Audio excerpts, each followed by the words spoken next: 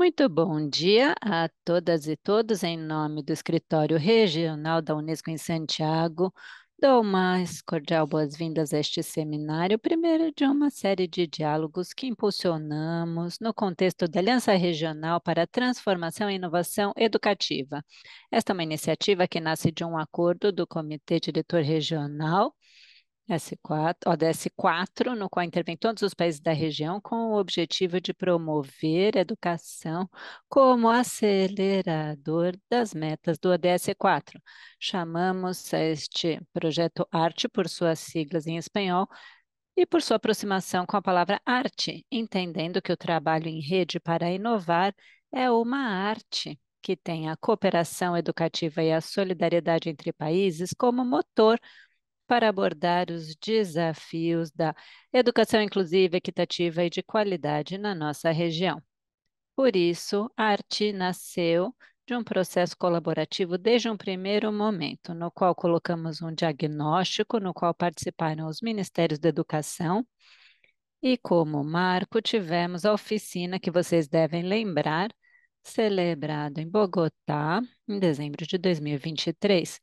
Desde esse momento, contávamos com o nosso Instituto Internacional de Planejamento de Educação, o IPE, e o apoio de vários parceiros, Fundação Santa Maria Way, entre outros que hoje nos acompanham. Esta parceria regional busca ser uma rede de redes que responda a uma demanda concreta dos países, contar com o espaço para impulsionar a inovação educativa de forma articulada, sustentável e baseada em evidência. Buscamos fortalecer as capacidades dos ministérios, melhorar a formação docente e aprofundar uma cultura de inovação e colaboração que nos permita acelerar a transformação dos nossos sistemas educativos, num contexto no qual, na América Latina, temos uma realidade de profundas diferenças, onde nem sempre foi fácil garantir o direito à educação. Dentro do que concebemos como inovação, logicamente, a transformação digital tem um papel muito grande. Não é mais uma opção, é uma condição indispensável. A pergunta não é se devemos integrar tecnologias, mas sim como fazer isso de forma estratégica, ética e com um profundo sentido de equidade e pertencimento, colocando sempre as e os estudantes no centro do ecossistema, junto com os professores, sem perder de vista que a educação é uma experiência relacional. Com este seminário, inicia também o curso de Talento Digital para a Transformação e Inovação Educativa. Buscamos contribuir, assim, à formação de lideranças estratégicas, capazes de planejar e gerir esta transformação digital. É um prazer imenso para nós compartilhar com vocês que hoje iniciamos este processo de formação com a presença de delegados de 33 países.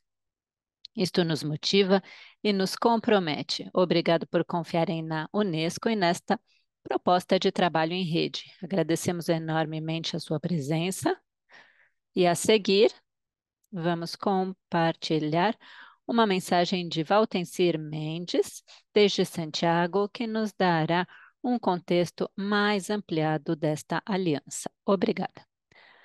Bom dia a todos e todas. Sou Valtencir Mendes, chefe de educação do Escritório Regional da Unesco em Santiago, que é o escritório coordenador para a América Latina e Caribe.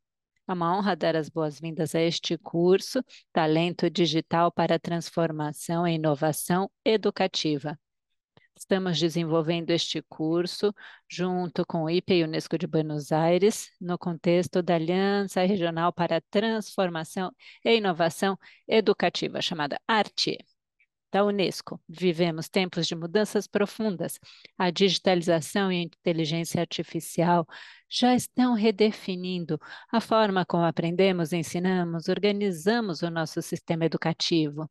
Nós da Unesco sabemos que isso deve ser feito com ética e desenvolvimento humano, do mais profundo que nós aprendemos como seres humanos. A Unesco está trabalhando há anos em comissões de ética, cursos, criação de pesquisa, guias de IA, tecnologias dedicadas à educação. Em 2021, 194 países reconheceram e aceitaram essa recomendação da ética na IA da Unesco, dedicada aos valores humanos, inclusão, equidade, para dar mais forma humana à inteligência artificial. Temos outros relatórios, como tinha Report, guias dedicados a docentes sobre IA, guias para os estudantes, também nos centros educacionais, e vemos que é possível que a IA possa apoiar a personalização da aprendizagem. Sabemos que na nossa região há uma emergência educativa. Sabemos que 6 de cada 10 no sexto ano não estão conseguindo as competências mínimas em matemática e ciências. E isso limita o futuro dos nossos jovens.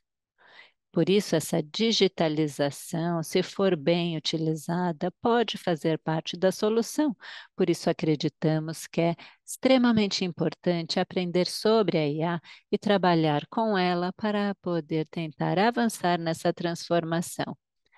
Esta aliança, que é a arte, busca acompanhar os países nos seus processos de transformação digital, e nós temos exemplos concretos de IA na região de como é possível avançar nisso. E este curso faz parte dessa missão dessa rede, que é impulsionar quem lidera mudanças a partir das políticas educativas. Nós sabemos que a transformação não se faz sozinha, mas sim com pessoas capazes de liderar essas novas formas de organizar, aprender e ensinar. No Chile, por exemplo, acompanhamos o Ministério da Educação na elaboração de um Plano Nacional de Transformação Digital, utilizando metodologias da Unesco, como na IADA Semarram Digital Transformation Collaborative, DTC, outra tecnologia, que permite um diagnóstico integrado e uma implementação mais coerente e multissetorial, centrada no impacto. Com o aprendido aí, acreditamos no Chile e em outros países da região, inspirar outros processos de transformação digital. E nós preparamos para vocês uma bibliografia super atualizada com os últimos estudos, guias e experiências da Unesco, que acreditamos que serão de muito apoio para continuar aprendendo para além desta experiência concreta. Porque a educação não termina num curso ou numa certificação. Claro que é importante, mas a educação é um caminho permanente de crescimento, transformação e desenvolvimento pessoal e profissional. E hoje temos a oportunidade de usar as tecnologias para reduzir justamente essas brechas e fazer com que a educação seja realmente significativa. E na nossa região temos muito talento, como o de vocês aqui, muita criatividade, e acreditamos que este curso pode favorecer e dar alguns elementos para continuar com essa formação contínua que todos fazemos, principalmente no âmbito das tecnologias, da inteligência artificial, que muda diariamente. Nossa intenção é essa, que seja um insumo rico que nós trabalhamos para termos bibliografia atualizada, para que vocês possam aprender aqui, mas continuar aprendendo ao longo das suas carreiras profissionais. Obrigado e um excelente curso a todos vocês. Nós agradecemos muito, Val, obrigado também, Amparo. Eu sou Fernando Salvatierra, coordenador de tecnologias digitais da Unesco. E junto com minha colega Amparo, temos o prazer de moderar este lindo painel. Justamente este cenário que Val nos colocava explica como o panorama regional se complexiza com a inteligência artificial, intensificando a urgência de resolver problemas estruturais em nossas políticas digitais, como a fragmentação, a governança e talvez a falta de ancoragem pedagógica com as novas tecnologias. Hoje queremos, neste espaço, ir além do diagnóstico e analisar as ferramentas conceituais e práticas que nos permitirão construir políticas públicas que transformem as salas de aula. Para isso, o painel se estrutura em três eixos conectados diretamente com os desafios da região. Primeiro, vamos abordar a necessidade de contar com uma arquitetura sistêmica. Diante da fragmentação histórica das nossas políticas regionais, precisamos de um enfoque integral, holístico. E Borent Chakrum vai nos introduzir ao quadro dos seis pilares da transformação digital, que é um roteiro para alcançar essa visão holística e superar os enfoques isolados que tanto limitaram o impacto dos investimentos em tecnologia na América Latina e Caribe. Em segundo lugar, vamos focar na liderança estratégica, que requer liderança para ser implementado o marco. Laura Spanovich conectará os achados do relatório GEM sobre tecnologia e o de liderança, mostrando que liderança e tecnologia sirvam para pedagogia e não ao contrário. Debate central nos nossos países. Em terceiro lugar, vamos analisar as capacidades de planejamento de políticas. Para que as estratégias não fiquem no papel, as equipes ministeriais precisam de ferramentas concretas.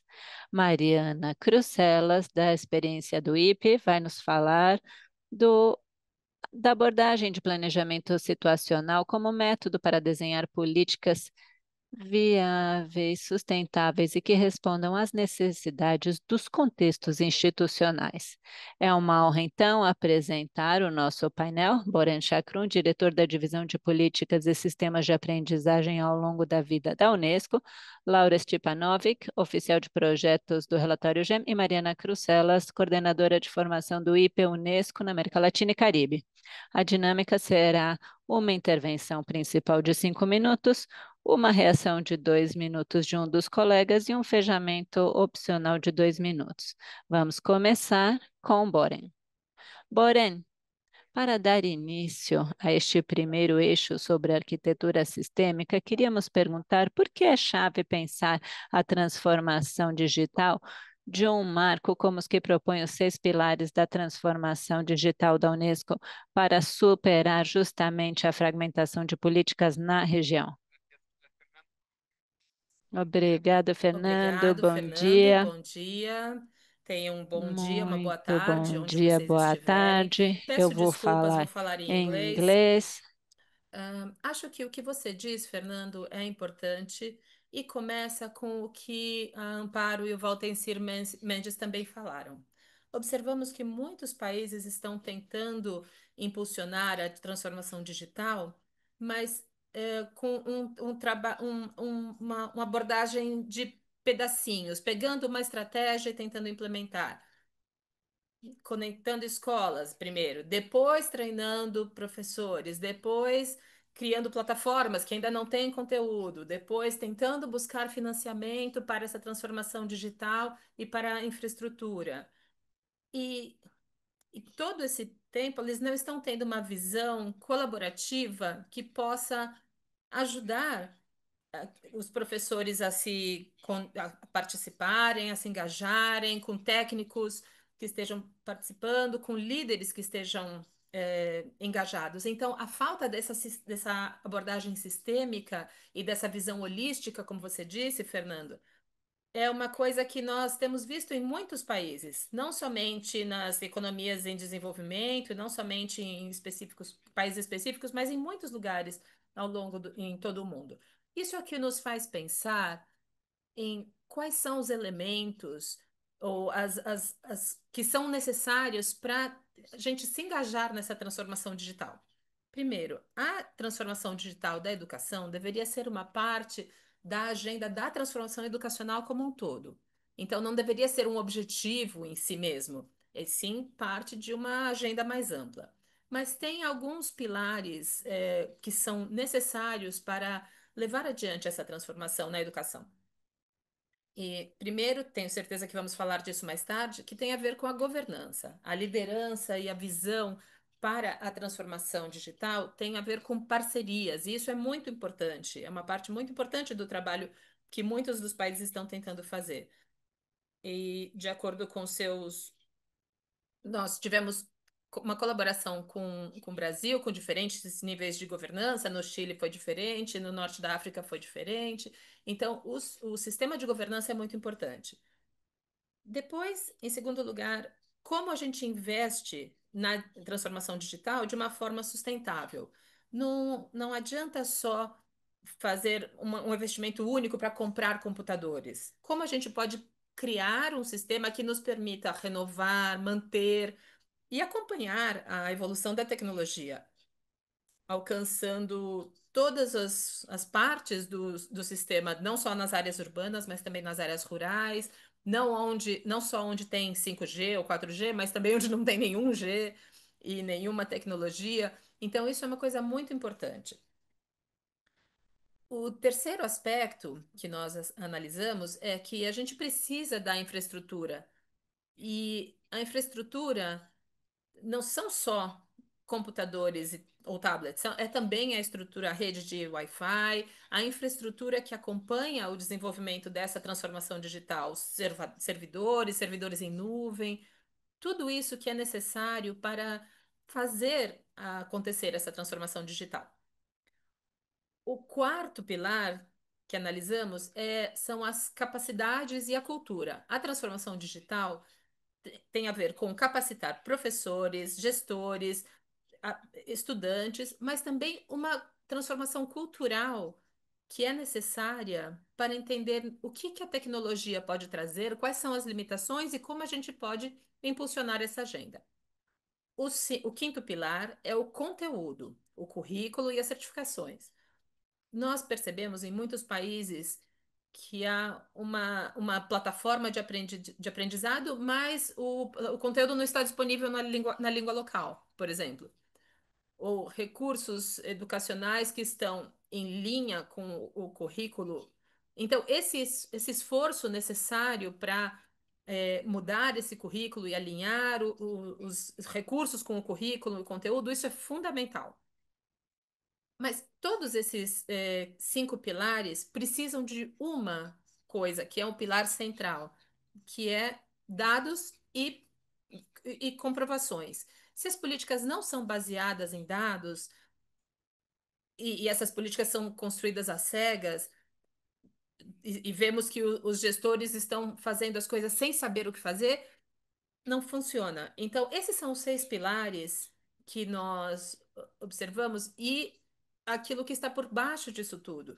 Então, para encerrar, Fernando, tudo isso requer uma mudança na gestão, não é a tecnologia. É como a gente faz para engajar o sistema na sala de aula, na escola, no nível local, no nível regional, no nível nacional, nessa transformação. E isso requer uma capacidade de liderar uma reforma, pensando em como mudar o sistema, como reformar o sistema, como definir padrões e como lidar com essa tensão entre a centralização e a descentralização. E nós temos essa experiência multilateral, e eu acho que essa aliança é uma plataforma fantástica para o nosso aprendizado com pares e para crescermos juntos, porque ninguém tem uma solução pronta. Todo mundo está aprendendo e essa aliança é a plataforma exata para a gente crescer juntos. Vamos passar a palavra para a Mariana. Obrigada, Fernando. Obrigada, Borene. Eu celebro realmente, como especialista em planejamento, esta abordagem sistêmica das coisas que eu mais valorizo, como vocês mencionaram, esses pilares, e justamente no final você fez a pergunta, né? Como a gente se fez aqui do Sul da América, a pergunta do milhão. Nós sabemos o que é preciso fazer, mas como? Como fazemos? E aí eu acredito que esta formação que está se iniciando vai contribuir muito, porque, como você dizia, não se trata apenas da governança do processo, da liderança. Eu vou mais por esse lado do que pelo da evidência. E também como equilibrar o local e o central, as necessidades do território, com as linhas que deem possibilidade a todos os territórios, independentemente de seus pontos de partida, principalmente numa região tão desigual como a América Latina e Caribe, para que esses territórios possam fazer o melhor com o que recebem.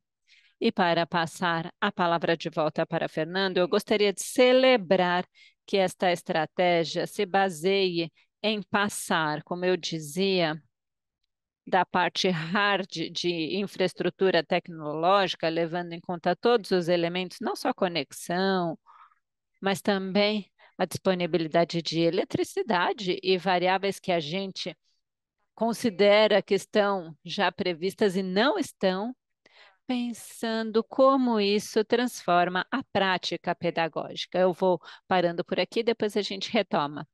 Muito bem, obrigada, Mariana. Agora vamos devolver a palavra para Borém para reagir ao comentário da Mariana, ou fazer um fechamento desta primeira intervenção tão valiosa para a abertura.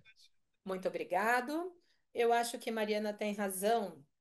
Esta semana nós estamos tendo aqui a semana de aprendizado digital aqui na Unesco. Eu sei que vocês têm também em setembro, mas estamos tendo reuniões ministeriais a portas fechadas, e o que eu levo dessa reunião tem muito a ver com o que a Mariana falou. A maior parte dos ministros dizem: gostaríamos de fazer e estamos nos movendo. Mas a maior parte das perguntas era como fazer. Então, acho que essa passagem da estratégia para a implementação é crítica. Aí é que o contexto tem a ver. Cada país tem seu próprio contexto, que é sua linha de base, e suas capacidades, e seu perfil de professores, e seu perfil de gestores. Então, esse contexto é importante. Acho que esse marco, esse quadro geral é importante, mas quando chega na implementação, isso tem que ser adaptado para cada contexto. E o problema, para encerrar, é que é uma coisa que vai sempre em constante mudança. 2 anos atrás, a gente não falava de IA como a gente está falando agora. Então, é difícil ver como a transformação digital pode não incorporar a IA em termos de competências, em termos de uso, de privacidade, segurança. Então, em termos dos dispositivos e todos os dispositivos de IA que vamos ainda receber, ainda ter. Então, isso é uma coisa que a Unesco está se concentrando. Estamos tentando fazer uma ponte, né, e diminuir essa lacuna, tentando trazer a responsabilidade para quem formula as políticas, para que ninguém fique para trás. Nós vamos nos centrar na nossa segunda intervenção por Laura Stepanovic. O foco estará em poder pensar justamente as questões de liderança e como se conecta a liderança e tecnologia de alguma forma. Laura, a pergunta que eu faço para você é justamente considerando os dois relatórios GEM, quais são os desafios identificados desde o relatório GEM 2023 e 23 e o último sobre governança e políticas digitais? Muito obrigada, Fernando. Obrigada pelo convite. Morena fez um trabalho muito bom de colocar tudo em contexto. E não é uma coincidência que os pilares coincidam com as condições que nós falamos no relatório de tecnologia. Eu vou focar também no relatório sobre liderança. Nós lançamos o informe na América Latina em Montevidéu, um país com um histórico forte de transformação digital, com liderança muito robusta, com a ANEP, com o Ministério Concival. Quando nós lançamos o relatório, nós estávamos saindo da pandemia, estávamos começando a falar de inteligência artificial. Eu lembro que toda a discussão sobre o chat GPT chegou num momento em que estávamos há 3 meses de publicar o relatório e tivemos que pensar o que fazer com essa avalanche de temas. E nós conversamos muito com a equipe. O que acontece, o que se espera dos docentes? E um dos maiores desafios é que a tecnologia avança muito rápido. Um dos grandes desafios fala da falta de acesso, infraestrutura, mas a tecnologia e os produtos mudam num ritmo cada vez mais vertiginoso. Eu gosto das estatísticas do relatório. A cada 36 meses, mas os currículos mudam a cada 10 anos. Então, tem uma defasagem entre a tecnologia e os currículos escolares. E temos nossos líderes e docentes a quem já pedimos muito, temos líderes que estão cumprindo e muitas funções se acumulam, pedimos a eles que façam pedagogia, que incorporem inteligência artificial na sala de aula, mas eles não têm nem o tempo, nem a capacidade, a formação para fazer isso em muitos espaços. Nosso relatório sobre tecnologia reconhecia vários desafios de acesso, equidade e inclusão.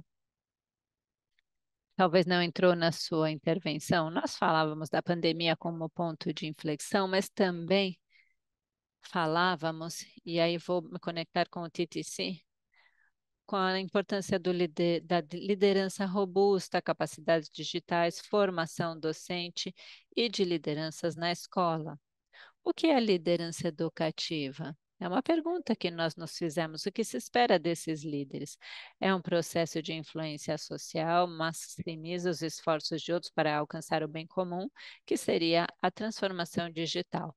O que nós vemos é que, infelizmente, nem todos os diretores, docentes ou líderes têm formação em capacidades TIC, não têm suficiente espaço ou recurso e o nosso relatório para a América Latina faz um chamado forte para ver como a tecnologia pode ser utilizada para educar, mas também pode ser uma ferramenta para a formação, para ajudar a distribuir as capacidades nas escolas. A tecnologia traz benefícios e oportunidades, mas o que nós temos que fazer é focar para oferecer essa educação com e através da tecnologia.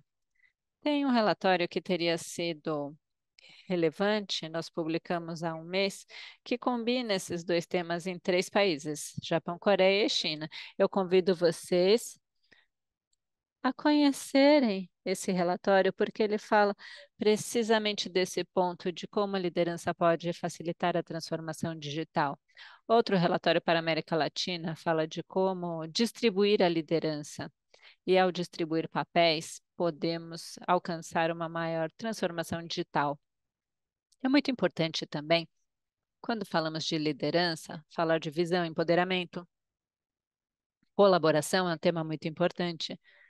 Mas falar também de quem são os líderes educativos. Temos diferentes pessoas no ecossistema: diretores, vice-diretores, oficiais locais, responsáveis de políticas educativas, ministérios.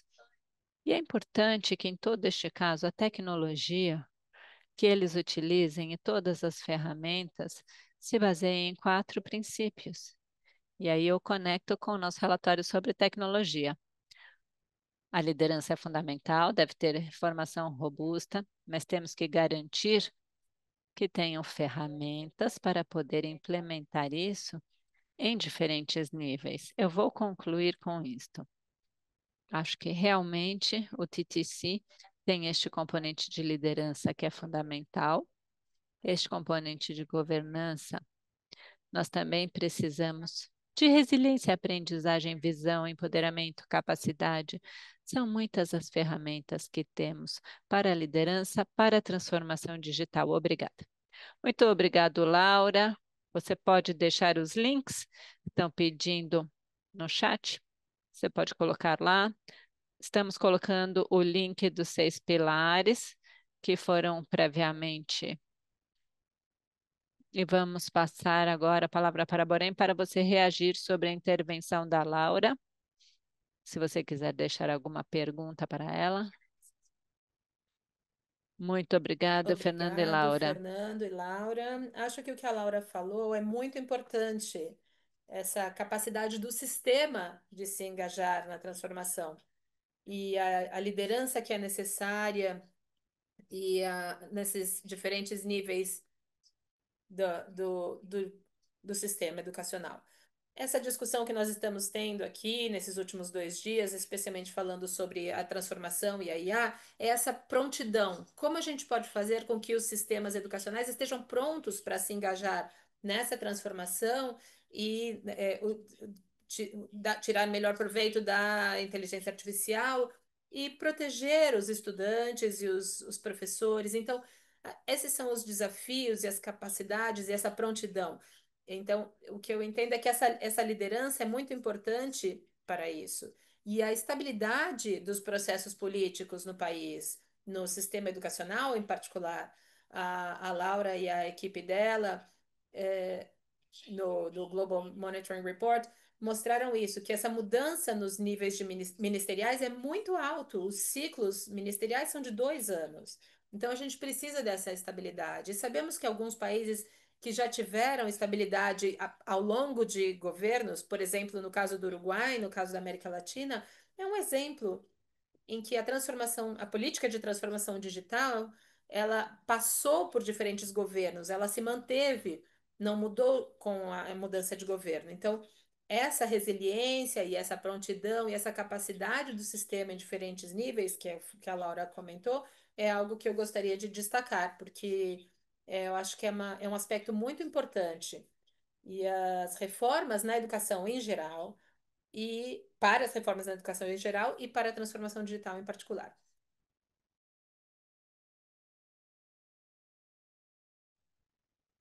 Eu vou fechar com uma mensagem curta. É que no final, no centro de qualquer transformação digital, quem deve estar é o ser humano. Na semana de tecnologia, nós vimos que alunos, né, estudantes, professores, diretores, sabemos que a tecnologia é uma ferramenta. Em toda transformação digital, o ser humano, como tal, deve estar no centro. Há uma infinidade de fatores, falávamos de estabilidade, equidade, escalabilidade, tem muitos temas a levar em consideração. Mas é verdade que enquanto houver políticas que colocam o ser humano no centro, estaremos indo por bom caminho. Precisamos de formação, de estabilidade, é claro, mas o que precisamos, quando tivermos novas tecnologias, devemos pensar no interesse dos alunos, docentes, diretores e elaboradores de políticas. Pensemos em todos os sistemas quando trouxermos essas mudanças para a sala de aula, não apenas dos estudantes, mas também professores e diretores. Muitíssimo obrigada, Laura. Vamos passar para o terceiro bloco do painel com Mariana Cruceias. Nós convidamos Mariana para abordar o terceiro eixo de planejamento da sua experiência no IPE. O que a abordagem de planejamento contribui para a formação de políticas digitais sustentáveis? Você pode nos contar sobre o planejamento situacional e como contribui para a formulação de políticas, Mariana? Obrigada, Amparo. Para responder essa pergunta, eu vou usar as últimas palavras da Laura, que para mim são o início do planejamento, que é a pessoa no centro de qualquer transformação, principalmente educativa. Retomando assim a colocação de que, em relação à estratégia de 6 pilares, existe um vínculo muito direto entre o enfoque de planejamento situacional e 3 desses pilares, com os 6, é claro, mas 3 são principais, são chave, que são a abordagem sistêmica. Se alguma das partes é descuidada, a gente não vai ter bom resultado. Coordenação e governança, a questão da liderança, nós sabemos, estamos de acordo que é essencial, mas a gente não consegue. O relatório do GEM é excelente, porque retoma experiências de liderança. Mas os contextos são tão variados que é muito difícil, é um desafio pensar em receitas comuns.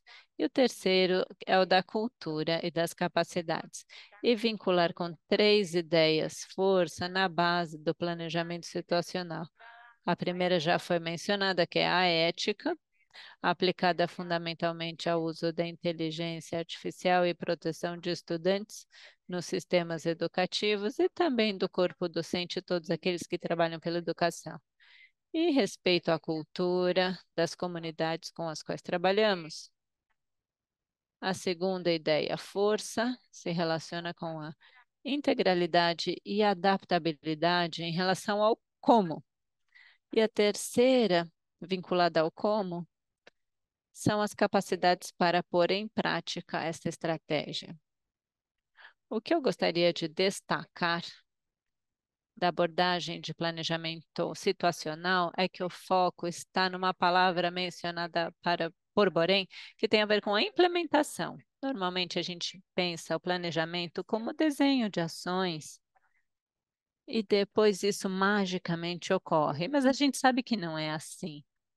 Agora tem muita ênfase colocada no estudo da ciência, da implementação, e eu fico muito feliz por esse reconhecimento dessa instância chave do planejamento, mas que não é uma instância ou uma etapa de um processo linear, mas é uma coisa, ou deveria ser, para funcionar melhor, e nós chegaríamos da política até a escola, se nós trabalhássemos simultaneamente ao planejamento e à implementação. Essa abordagem considera os contextos de atuação, por isso deve ser flexível, mas sempre, como eu dizia no início, sabendo que os estados nacionais são responsáveis, a comunidade internacional deve apoiar em contextos de grande desigualdade como o da nossa região, é muito importante que estejam dadas as condições mínimas para fazer este trabalho no território. É um enfoque que entende a diversidade de contextos e assume isso como desafio, principalmente para a implementação. Isso requer que as ações que nós desenhamos pense no que, pelo menos quem está no painel, a gente está de acordo. A dificuldade vem no como.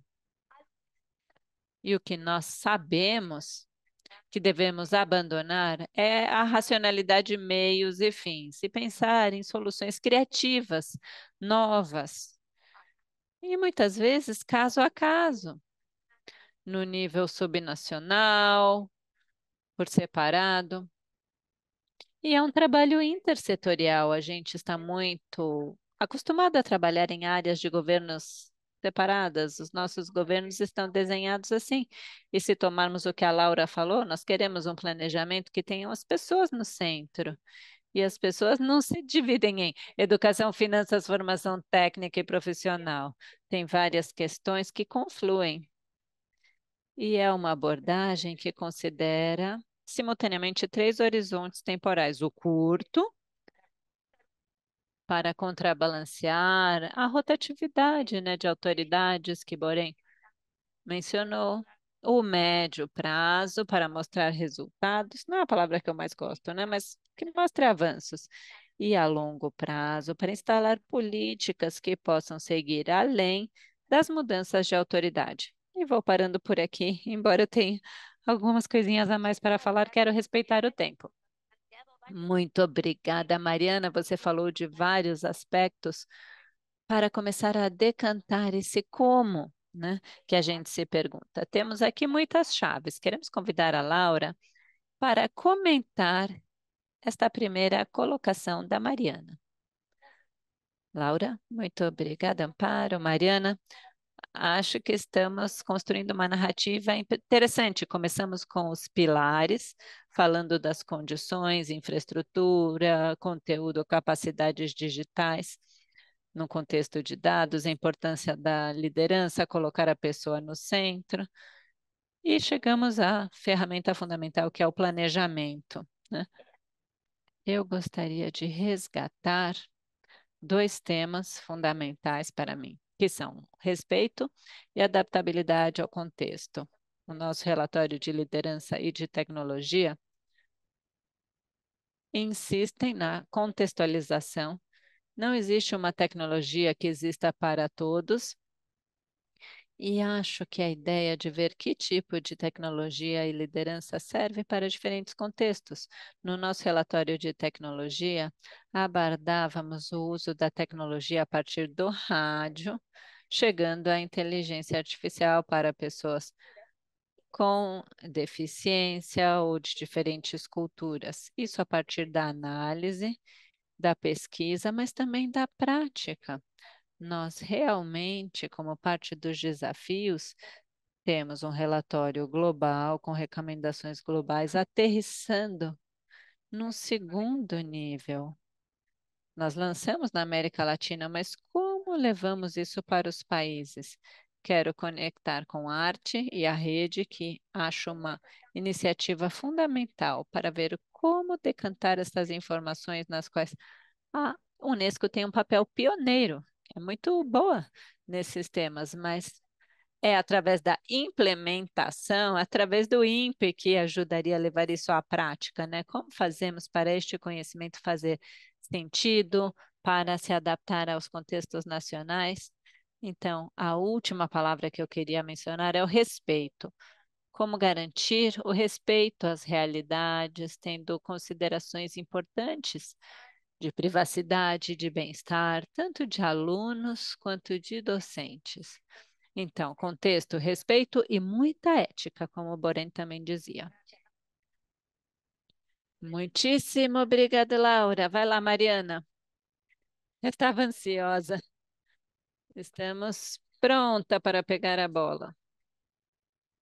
Laura, gostei muito que você falou sobre a ética, porque tem uma ideia subjacente na formação de capacidades para planejamento e implementação do IP, que se relaciona justamente com o que você estava dizendo, o respeito, primeiro, a educação como direito humano em si mesmo. Segundo, como resolver a tensão entre o global, no sentido de que todas as pessoas possam receber o mesmo de acordo com o que necessitem, né? Ou seja, as necessidades locais. E tinha uma questão, a que está me escapando, que você falou no final. Eu estava escrevendo, mas me interrompi. Agora lembrei. As comunidades de prática e os espaços de intercâmbio de experiência que não vão ter a mesma experiência no Chile e em Hong Kong, mas pode servir para algum lugar da América Latina. Tem comunidades. Eu viajei no ano passado por muitos países e encontrei mais semelhanças entre países da América Latina e alguns países do Sudeste Asiático. E é um pouco a proposta da Unesco e do IPE, que tem um papel fundamental de promover esse espaço e facilitar esse intercâmbio, indo caso a caso e vendo o que funciona e o que não funciona. Eu não queria dizer testar, porque não devemos testar com pessoas, né? Porque aí esbarramos na ética. Mas nunca pensar o planejamento como conhecimento técnico exclusivo de uma coisa, mas sim como uma prática política. E é aí é onde a gente coloca o primeiro pilar, o respeito, a ética, igualdade das pessoas, efetivo cumprimento dos direitos para todas as pessoas, saindo do discurso para ir para uma coisa efetiva dos níveis centrais até o espaço da escola, onde esperamos que ocorram as transformações reais. Muito obrigada pela sua reação, Laura. Muitíssimo obrigada, Mariana. Obrigada, Laura. Chegamos no final deste segmento e agradeço profundamente, porém, Laura Mariana, por suas reflexões, contribuições. A conversa cumpriu o objetivo de analisar ferramentas concretas para a ação. Como Mariana dizia, para responder essa pergunta de como fazemos, resgato três ideias-chave que se conectam diretamente. Primeiro, o marco dos seis pilares da DTC, que Borém nos apresentou, não como um ideário, mas como uma ferramenta de diagnóstico e ação sistêmica para superar a fragmentação das políticas. Segundo, a evidência dos relatórios GEM, que Laura articulou, demonstrando que a liderança estratégica é a condição indispensável para uma governança na qual a tecnologia se subordine à pedagogia. E terceiro, o planejamento situacional que Mariana mostrou, com a capacidade institucional concreta, como esta, que permite que os ministérios construam políticas viáveis e sustentáveis. Eu resgato também as palavras dos nossos três painelistas: ética, respeito, contextualização, para tê-las como norte deste processo do como pensar as políticas de transformação digital. Esses três eixos que nossos panelistas trouxeram nos dão um roteiro-chave para avançar, e é isso que vamos fazer nessa trajetória de fortalecimento, nessa trajetória, jornada que começa hoje. E devolvo agora a palavra para o nosso colega Fernando. Obrigado, Amparo. Acho que sobre esta base conceitual tão clara, eu gostaria de acrescentar uma reflexão final. A conversa de hoje nos demonstra que a transformação digital é, antes de mais nada, uma questão de política pública estratégica. De alguma forma, o contexto inicial que colocávamos sobre IA nos obriga a pensar e desenvolver políticas num sentido de dupla responsabilidade, não só para fechar essas lacunas de acesso, mas também para evitar que sejam criadas novas lacunas, que podem ser até mais profundas. E isso exige que os estados exerçam o que chamaríamos de soberania digital, definindo justamente o rumo das necessidades educativas e não a partir da oferta tecnológica, para poder garantir que a inovação sirva à equidade e não à mine. Como dizia Borena, é chave que a transformação digital faça parte da transformação dos sistemas educativos. Com esta perspectiva de visão holística e completa, o que a Laura falou dos tempos das tecnologias e dos tempos do sistema educacional. E isso coloca uma complexidade enorme pensar em lideranças para estes tempos e precisamente poder desenvolver políticas que cheguem na sala de aula. O planejamento é uma estratégia política. Por isso, realmente foi um prazer contar com este espaço inicial de debate.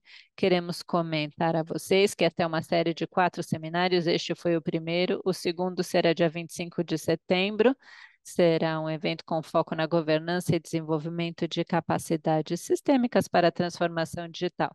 16 de outubro, vamos discutir infraestrutura e soluções pedagógicas e fechamos o ciclo em 13 de novembro, falando de sustentabilidade e financiamento das políticas digitais nos sistemas educativos. Com esse panorama amplo, fechamos esta instância pública e vamos nos despedir e agradecer a todos aqueles que se somaram a esta instância, a partir dos diferentes pontos da região. E vamos continuar com uma instância agora dedicada àqueles funcionários que participam dos talentos digitais, iniciativa lançada esta semana no contexto da arte. Para quem faz parte do curso e para os nossos painelistas, vamos pedir para ficarem na sala E o restante do público, a todos os que nos acompanharam, muito obrigada por participarem hoje e a gente se vê na próxima. Voltamos em 2 minutos.